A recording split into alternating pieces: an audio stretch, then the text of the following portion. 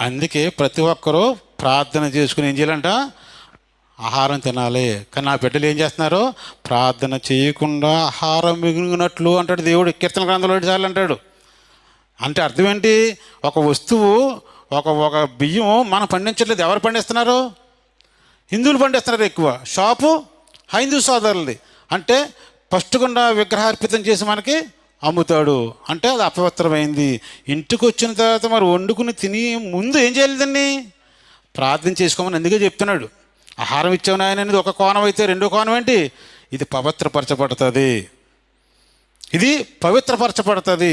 ప్రియ దేవుని బిడ్డలారా, అలాగే ఒకనాడు ఇశ్రాయేలు మార్కెట్ నుంచి ఏమైనా పట్టుకొచ్చింటికి, మార్కెట్ నుంచి ఏమైనా కాయగూరలు పట్టుకొచ్చినా, చికెన్ పట్టుకొచ్చినా, మటన్ పట్టుకొచ్చినా ఏం చేసేవారు, నీళ్ళు చిలకరించేవారు. అంటే ఏంటి, పవిత్రపరిచేవారు. వస్తువులన్నీ కూడా మైలు పడిపోయి పవిత్రపరిచేవారు.